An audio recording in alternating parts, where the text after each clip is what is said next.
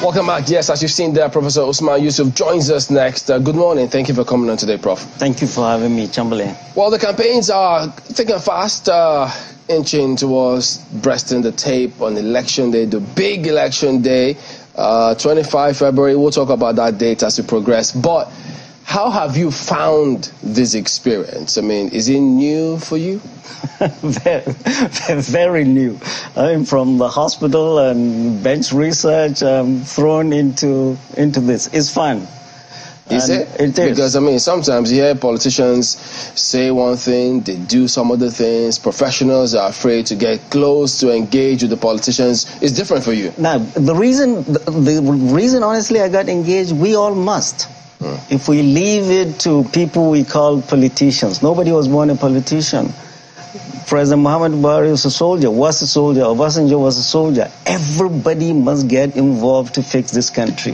That and that alone is the only reason I got involved. And I encourage everybody to get involved. So, have you been bitten by this bug too, this eternal optimistic bug? They see defeat staring them in the face, but they say, no, I'm going to be sworn in. All of them say the same thing. Right. That's why we're here, to slap them and wake them up and tell them reality. Now, we have problems here. Let's concentrate on that place. We are winning there, but don't ignore them. But for us, the campaign is looking good.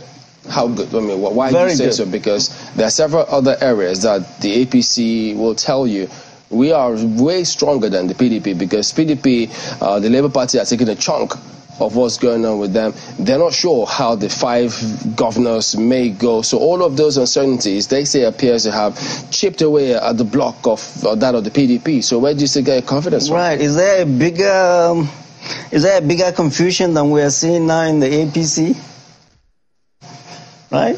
They are blaming the government they brought in, themselves brought in. They are saying it's the fault of the government that we have fuel scarcities and this naira. Is their policy? Or it's just like in the classroom, primary school, secondary school, we raise our hands and say, 2 fighting. They're fighting themselves.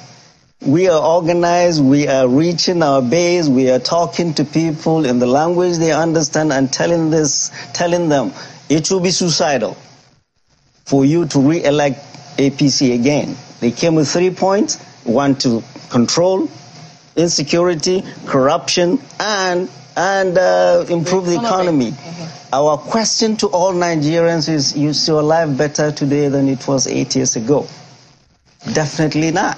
But that question is a question that I don't know which Nigerian can answer that question, and in a more realistic way, because almost every government that comes in, their lives have not always been better eventually. I will tell you the Nigerians that will answer that question, the ones that I know. In Katsina, where I come from, where the president comes from, before 2015, before they came, we never knew what IDPs are.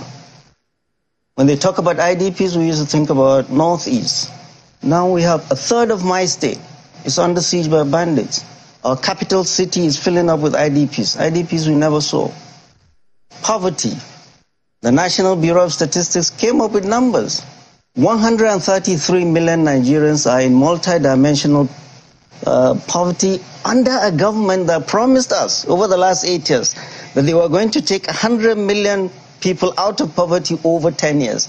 That is 10 million per annum. So what have they been doing? Big questions. I know that after you left the NHIS, I do not know whether you were a member of the Northern Elders Forum, while at the same time